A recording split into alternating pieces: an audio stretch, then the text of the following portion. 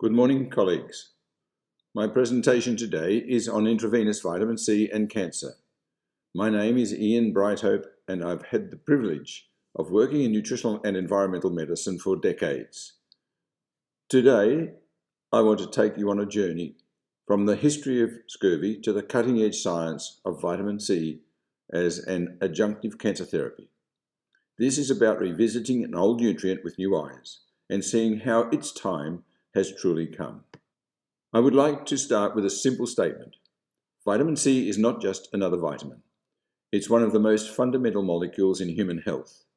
Its absence leads to catastrophic disease, as we will see when we look at scurvy. Its presence, in adequate and sometimes pharmacological doses, can be life-saving. This sets the foundation for why we must seriously consider its role in cancer and modern medicine. Vitamin C in nature is ubiquitous. Plants, fruits, and vegetables are rich sources, and most animals can synthesize it in their bodies.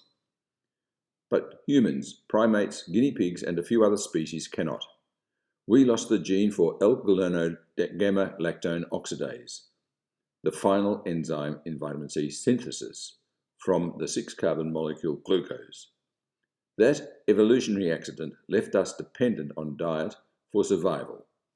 Nature tells us something here very important, that vitamin C is meant to be abundant and its absence is perilous. The consequences of deficiency were seen in early scurvy. Sailors on long voyages, deprived of fresh fruits and vegetables, developed weakness, gum disease, bleeding, and death. Wounds would dehiss, break open without reason.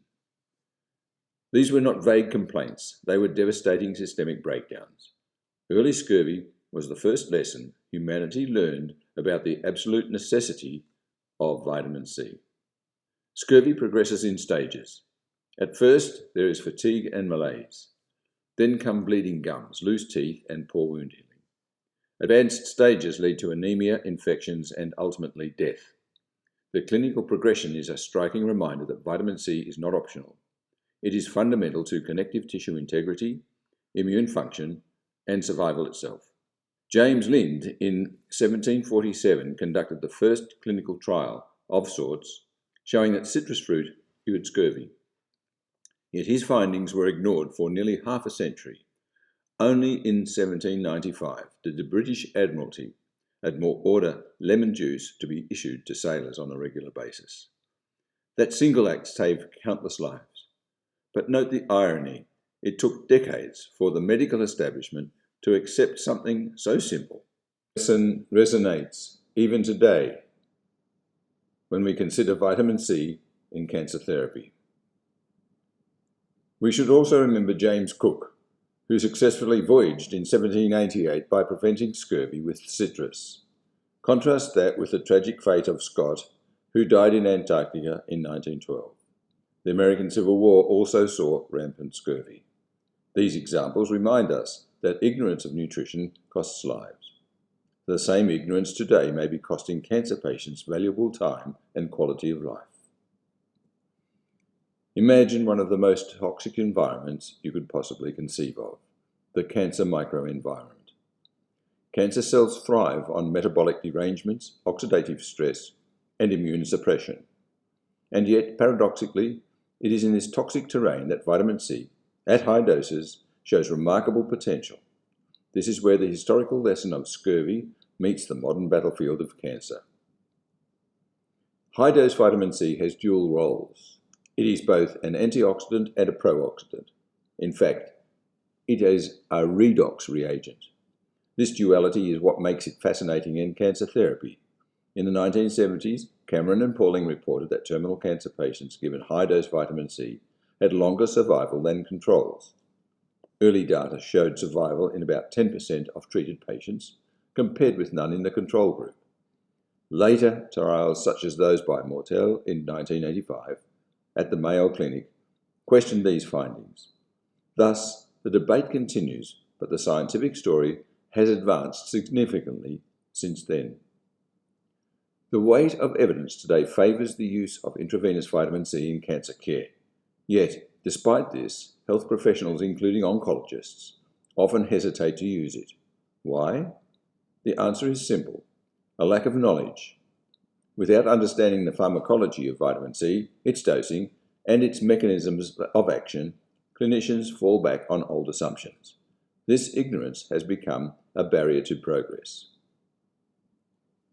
Anti-cancer drug screening programs historically excluded ascorbic acid, vitamin C.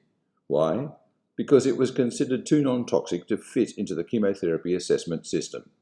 In other words, if a molecule didn't cause cell death at low concentrations in vitro, it was dismissed.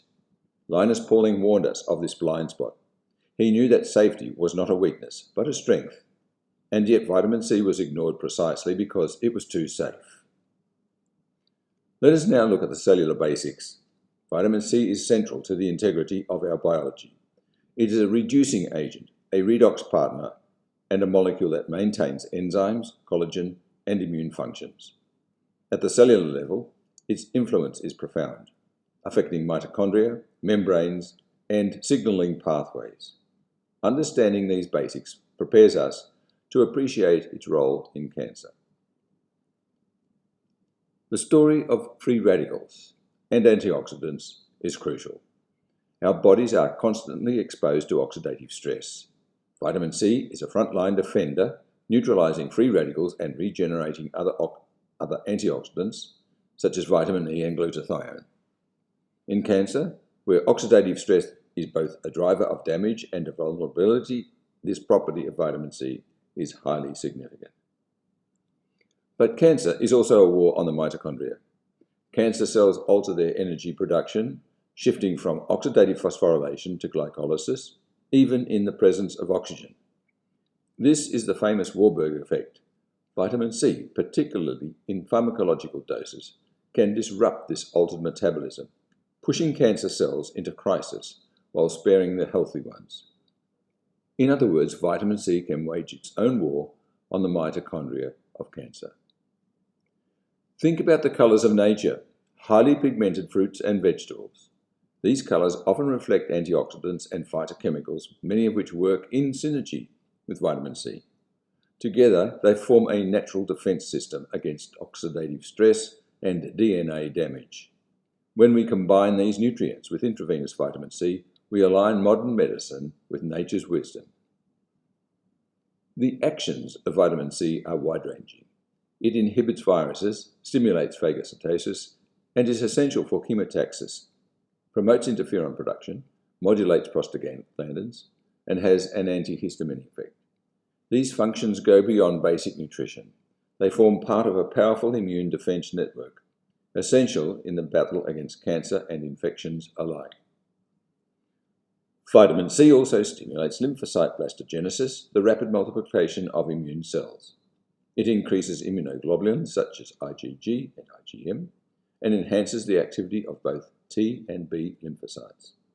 This means it does not just support general immunity, but it sharpens and strengthens the very tools our bodies use to fight cancer. It also has direct anti-carcinogenic properties. Vitamin C prevents nitrosamine formation.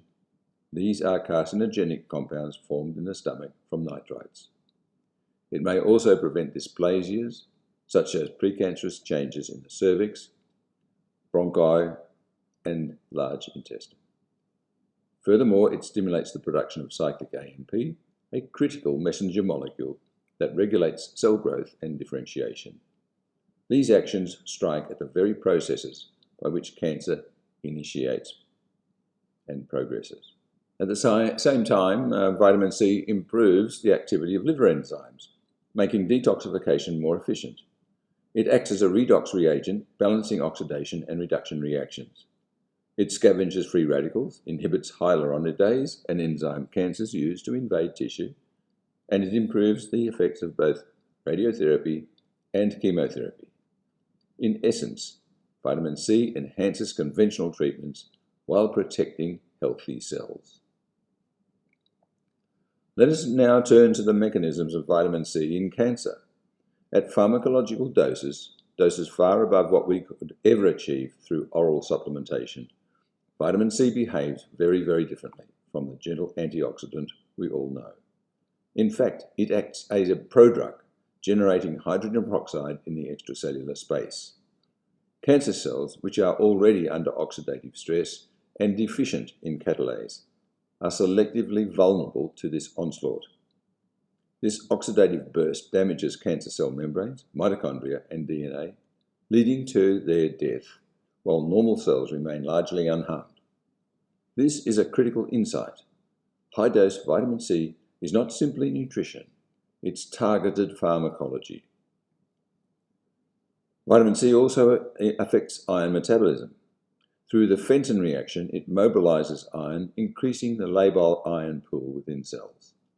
This, in turn, can drive a process known as ferroptosis, an iron-dependent form of programmed cell death that is highly destructive to malignant cells. Yun and colleagues in 2015 demonstrated that vitamin C could exploit this very vulnerability in tumor biology. Once again, we see how an ancient nutrient finds modern relevance in the cutting edge of cancer research. Another mechanism is glycolysis inhibition. Cancer cells, as Warburg described, thrive on glucose fermentation even in the presence of oxygen. Vitamin C disrupts glycolysis by targeting key enzymes such as GAPDH. Without this metabolic crutch, cancer cells face an energy crisis. Normal cells, on the other hand, can switch back to oxidative phosphorylation and survive. In this way, vitamin C undermines one of the hallmarks of cancer metabolism. Vitamin C also modulates hypoxia. Tumors thrive in hypoxic conditions by stabilizing hypoxia-inducible factor 1 alpha, known as HIF-1 alpha or HIF-1 alpha. This protein promotes angiogenesis and drives aggressive tumor behavior. High-dose vitamin C destabilizes HIF-1 alpha, thereby reducing blood vessel formation and slowing tumor growth. It's fascinating that a vitamin known to sailors for preventing scurvy is now recognized as a regulator of hypoxia in tumors. History meets modern oncology here in a profound way. Beyond metabolism and hypoxia, vitamin C also exerts epigenetic regulation. It's a cofactor for TET enzymes, which drive DNA demethylation and restore normal gene expression. In cancer, abnormal hypermethylation silences tumor suppressor genes. By reactivating these genes, vitamin C can reset the epigenetic landscape of the cell, promoting differentiation and halting malignant transformation. In other words, vitamin C does not just kill cancer cells, it can help to re-educate them. Perhaps most exciting is the way vitamin C interacts with the immune system in the era of immunotherapy. Margry and colleagues in 2020 showed that vitamin C enhances the effects of immune checkpoint inhibitors such as anti-PD-1 and anti-CTLA-4. These drugs unleash the immune system to attack cancer, and vitamin C provides additional firepower by activating T cells and other immune effector mechanisms. Imagine the synergy here, an inexpensive nutrient working hand in hand with some of the most advanced cancer drugs of our time.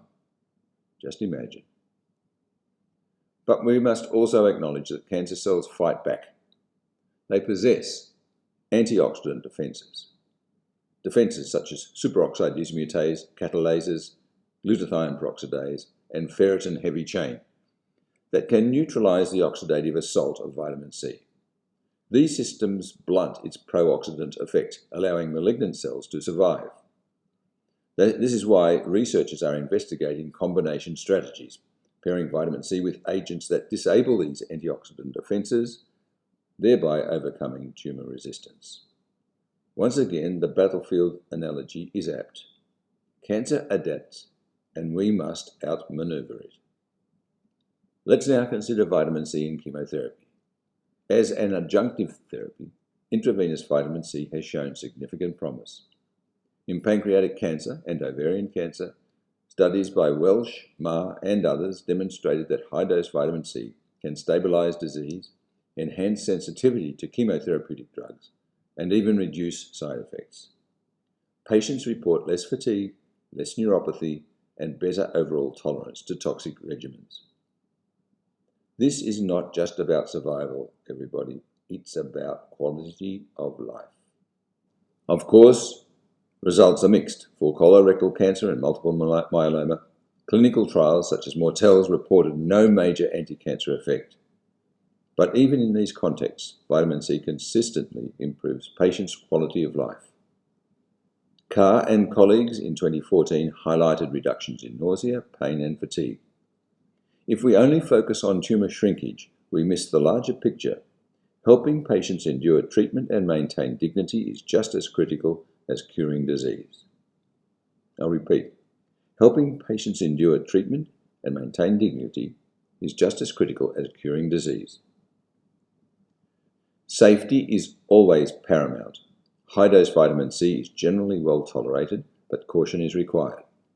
In patients with kidney impairment, there is a risk of oxalate nephropathy. That risk is very low.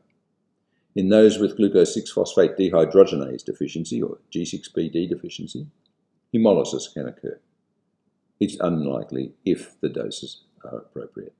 Proper screening and careful dosing, typically 25 to 100 grams per infusion, are essential. Administration must be slow to avoid hypotension, and clinicians must watch for interactions with chemotherapy drugs. With these precautions, intravenous vitamin C can be applied both safely and effectively. Now let's examine vitamin C in radiotherapy. Here, the distinction between oral and intravenous administration is critical. Oral vitamin C is entirely safe, but it cannot achieve the plasma concentrations required to influence cancer biology during radiotherapy. Liu and colleagues in 2010 demonstrated that oral supplementation did not improve survival or modify radiotherapy outcomes. This is not surprising because absorption in the gut is tightly controlled and blood levels plateau very, very quickly.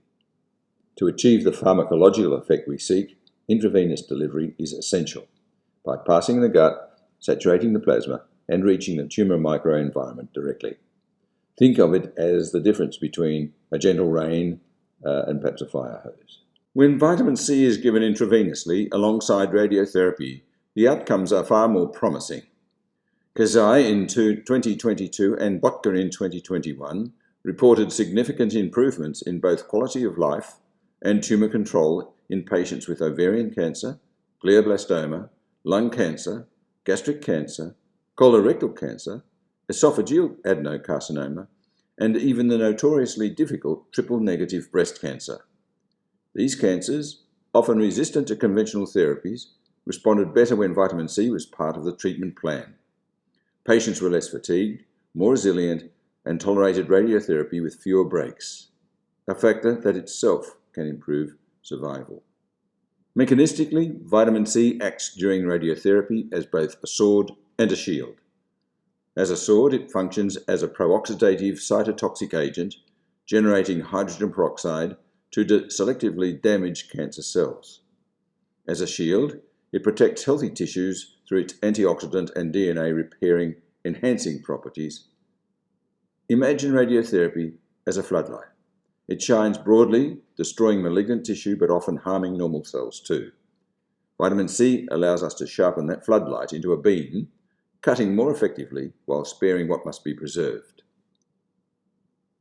Of course, patient selection is crucial. In those with renal impairment, G6P deficiency, or hemochromatosis, vitamin C can be harmful if given indiscriminately. But with proper screening, risks can be minimized.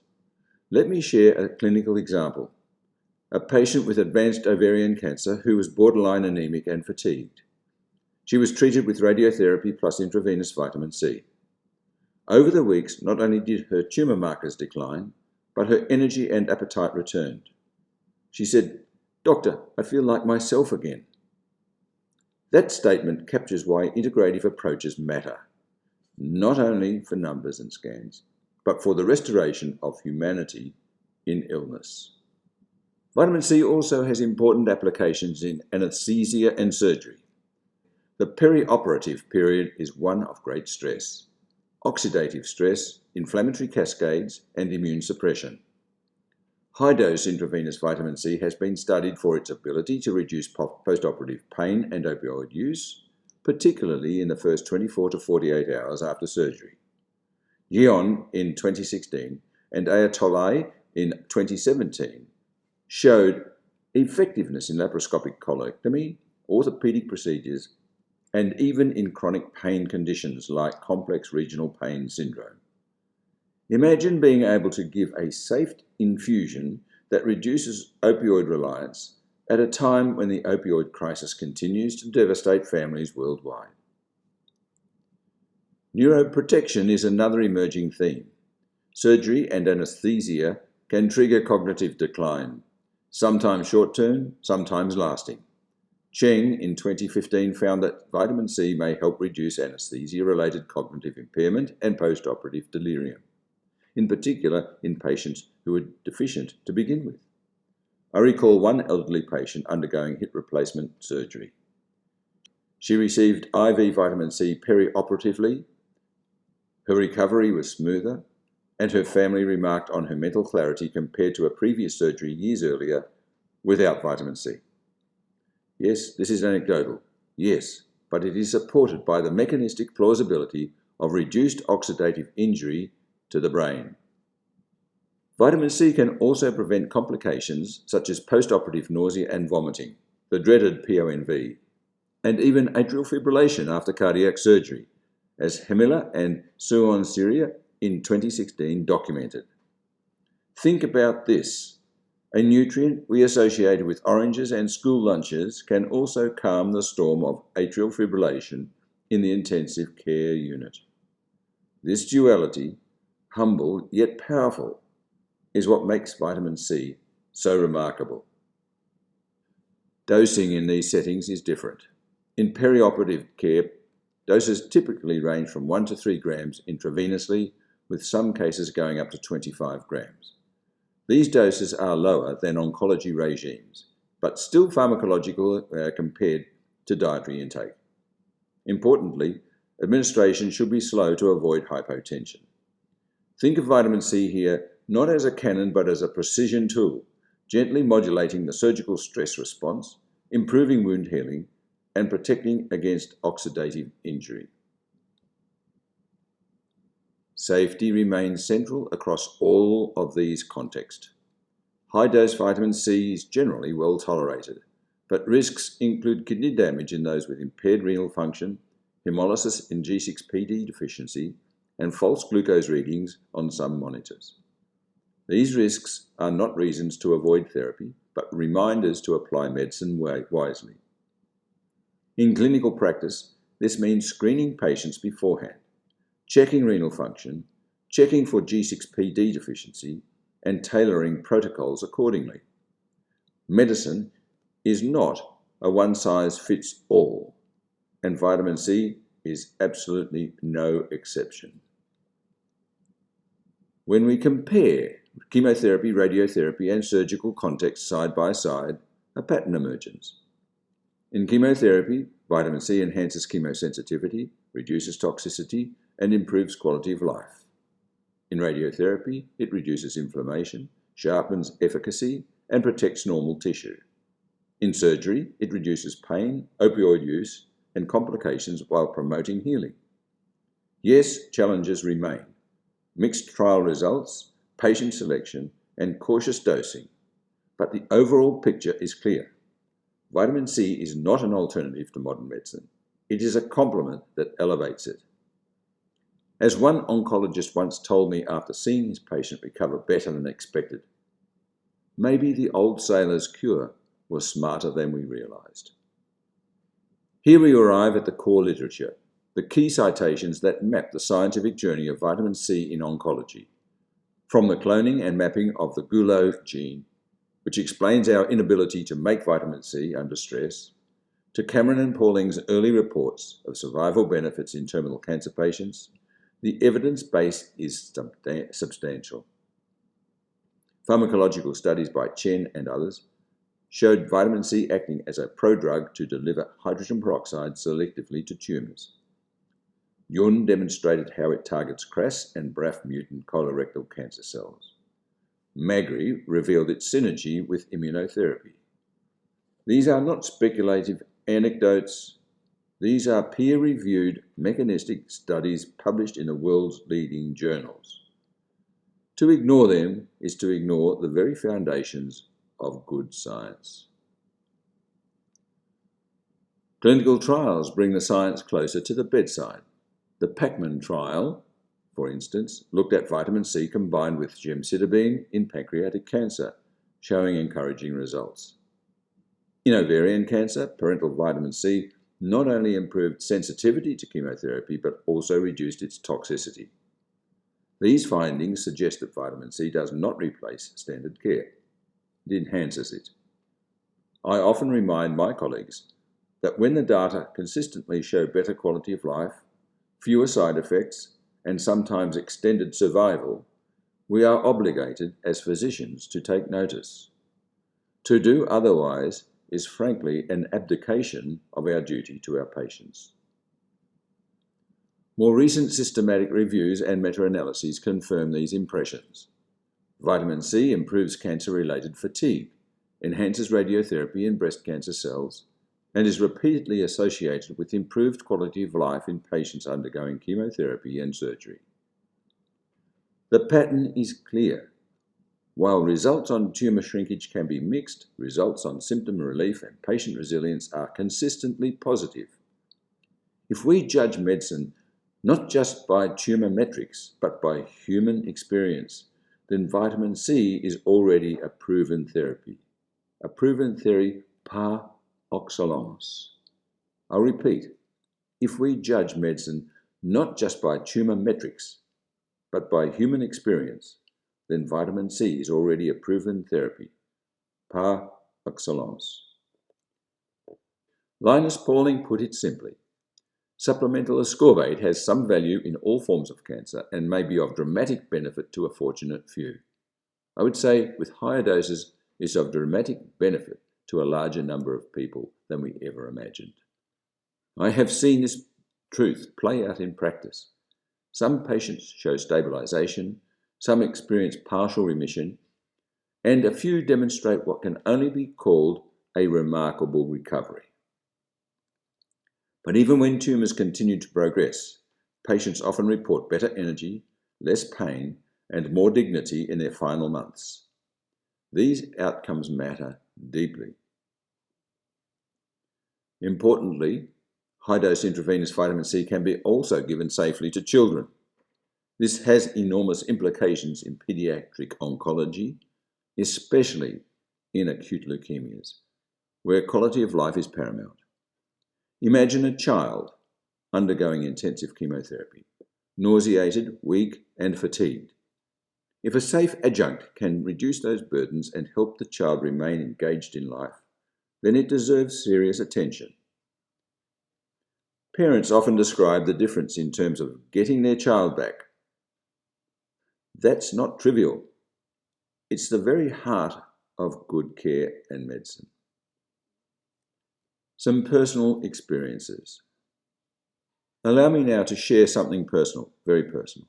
This book, the one I wrote on vitamin C, cancer and AIDS, nearly ended my medical career.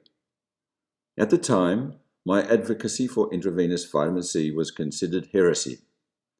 I faced investigations, ridicule, and the heavy hand of the medical board. The establishment treated nutrition as quackery, not science. And yet, the book stood on data, clinical experience, and patient survival.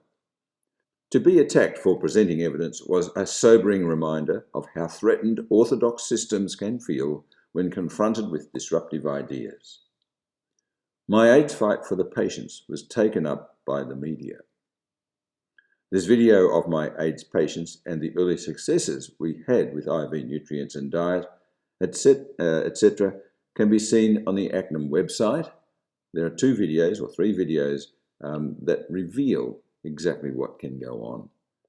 Over 25 years later, however, vindication arrived in the form of thousands of clinical stories. Thousands of stories. One of the most striking cases I was involved in was with Alan Smith, a farmer in New Zealand who contracted swine flu. He was on ECMO, extracorporeal membrane oxygenation, or life support, for 6 weeks.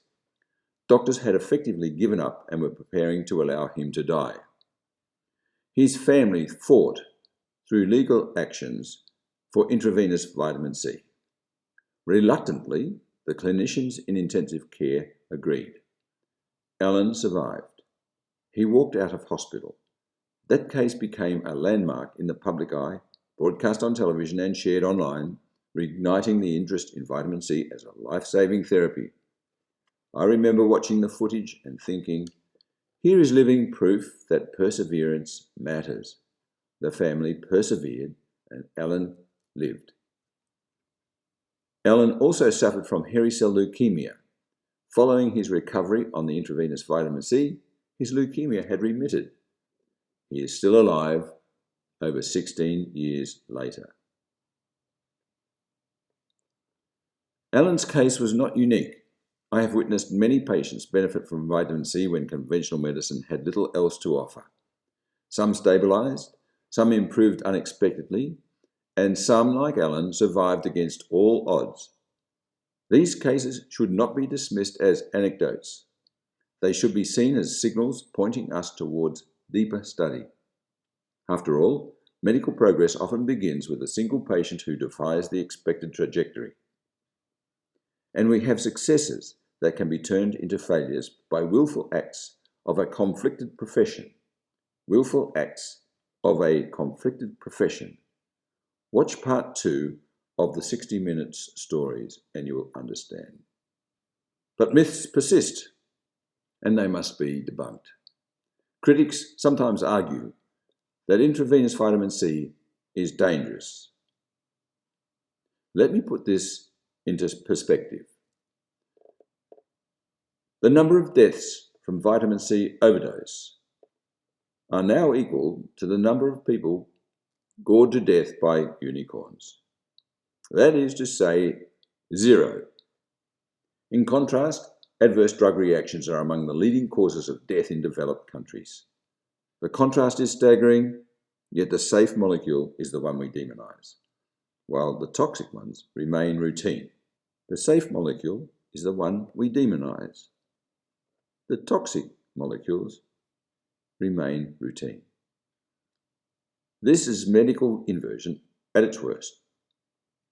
If you don't have access to intravenous vitamin C, it can easily be administered as an enema, and it's very effective. To counter these gross medical myths, I began writing and publishing on Substack, making evidence freely available to patients, doctors, and the public. My goal has been to bypass the gatekeepers who control medical narratives. If mainstream journals close their doors, then the digital world opens up to us. It opens up new doors. Knowledge belongs to humanity, not to bureaucracies. I encourage all of you, colleagues and patients alike, to engage with these writings. They are resources for empowerment, for building bridges between science and practice, and for reminding us that change is possible. Victor Hugo once wrote, "There is one thing more powerful than all the armies in the world, and that is an idea whose time has come." Or more accurately, his words in French can be translated to, "One can resist the invasion of armies, one cannot resist the invasion of ideas." This is precisely where we stand with vitamin C in cancer. The armies of conventional medicine, the armies of bureaucracy, even the armies of pharmaceutical skepticism, they can resist for a time. But the idea that vitamin C has a role in human health and cancer care is too powerful, too evidence-based, and too urgently needed to be held back forever. Its time has come. And that's why we are here at ACNM, because there is something more powerful in health than all the university medical schools in the world, and that is a fellow of ACNM who can cure the incurable.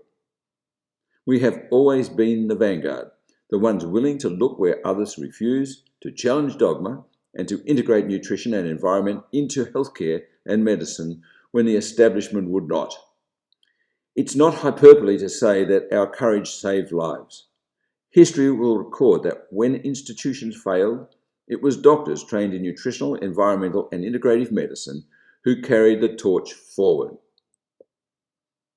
So let me end with a personal thank you. Thank you for your persistence, thank you for your curiosity, and thank you for your commitment to your patients. Thank you for being willing to consider treatments that are safe, evidence-based, and humane, even when the tide of orthodoxy pushes against you. Intravenous vitamin C is not a miracle cure, but it's the next best thing. It's not magic, but it's nutritional medicine, real, effective, science-grounded, true medicine that improves lives and oftentimes even saves them. And that, my colleagues, is enough to make it worthy of our attention, our study, and our practice. My hope is that you will leave here not only with knowledge, but with renewed confidence. Confidence to ask the hardest questions, to challenge outdated paradigms, and to offer your patients every safe and effective tool available. Intravenous vitamin C is one such tool, and in the hands of doctors like you, it can transform despair into hope and suffering into healing. That is the real gift of this nutrient, and the reason I will continue to advocate for it as long as I draw breath. And thank you so much.